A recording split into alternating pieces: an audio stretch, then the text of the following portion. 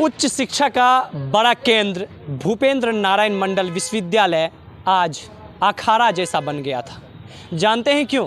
क्योंकि यहाँ पर भूपेंद्र नारायण मंडल विश्वविद्यालय मुख्यालय के 86 कर्मचारी और इसी विश्वविद्यालय के अंगीभूत कॉलेज के शिक्षकेतर कर्मचारी दोनों के बीच आज आपसी बहस हो गई।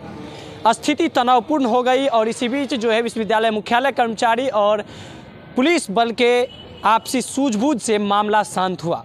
आखिर क्यों ऐसी स्थिति उत्पन्न हुई? ये लोग 20 दिन से लगातार अनिश्चितकालीन हड़ताल पर डटे हुए हैं और आज पूर्व सांसद व जाप सुप्रीमो पप्पू यादव भी पहुंचे थे। इन लोगों का जो परेशानी है वो जानने का प्रयास किए और आज जो है आप लोग आपके ही विश्वविद्यालय के जो शिक्षकेतर कर्मचारी है अंगीभूत कॉलेज के, उन लोगों के और आपके बीच जो है आपसी बहस हो गई। आखिर क्यों ऐसा हुआ सर?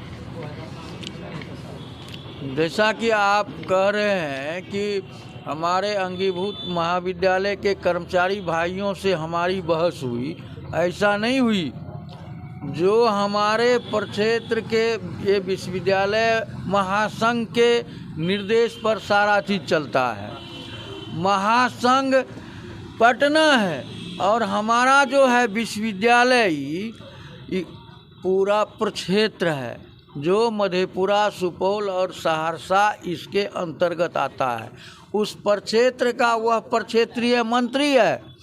वैसे कुकर्मी प्रक्षेत्रीय मंत्री को जो भीतर घुस करके क्या कर रहा था, कौन फाइल चुरा लेता नहीं चुरा लेता और हम लोगों के ऊपर इल्ज़ाम लगाता, उससे बहस हुई थी, न कि हमारे किसी अंगीभूत महाविद्यालय के कर्मी भाई से। अच्छा, एक बात बताइए सर, आज स्थिति तनावपूर्ण हो गया था विश्वविद्यालय में और इस तनावपूर्ण स्थिति का क्या कारण रहा? चूँकि वित्त विभाग में आप बता रहे हैं कि कई सारे पदाधिकारी भी घुसे हुए थे और बाहर से ताला लगा हुआ था। आप लोग भी देखें, इसका इल्ज़ाम हम लोगों पर भी लग सकता था। जब माननीय पूर्व सांसद पप्पू यादव जी, राजेश रंजन उर्फ पप्पू यादव जी, रजिस्ट्रार साहब को बुला करके आप लोगों के सामने में आप भी जो पूछे माननीय सांसद से, तो क्या बोले? यही न कहे कि रजिस्ट्रार साहब आप मेरा मैसेज दे दीजिए, हम कह रहे हैं कि जब तक इन लोगों के समस्या का समाधान नहीं होगा विश्वविद्यालय में किसी का भुगतान नहीं होगा। उसके बाद इतर जा कर के ये साजिश सिर्फ ये रजिस्ट्रार साहब का है जो हम कर्मचारियों के बीच में विभेद पैदा करना चाहता है। और इससे पहले भी हमने कहा है कि इसके जड़ में हमारे कुल सचिव और वाइस चांसलर ही हैं कि जो कि हम लोगों के कर्मचारी के बीच विभेद पैदा करना चाहते हैं।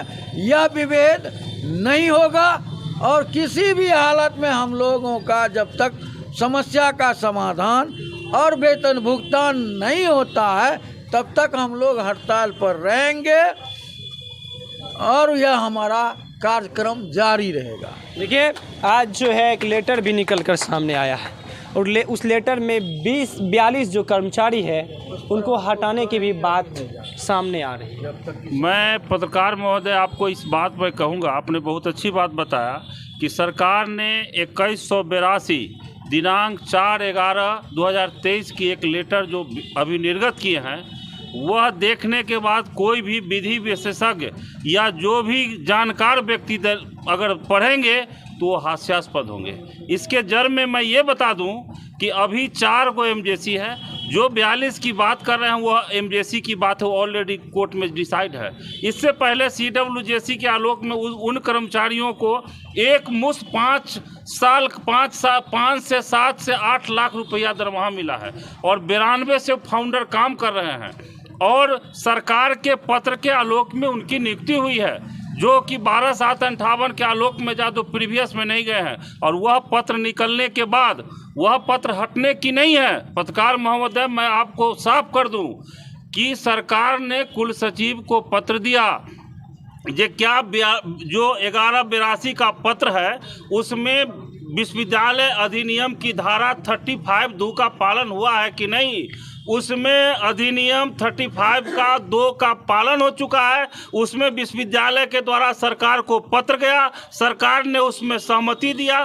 सहमति के बाद एमजेसी दायर था, तो सरकार ने ही लिखा कि अगर इस नियुक्ति में विलम्ब होती है तो एमजेसी के भागी वाइस चांसलर और रजिस्ट्रार होंगे, तब जाके वह नियुक्ति हुई है। और वह चिट्ठी हटने की नहीं है, मैं क्लियर कर दूं।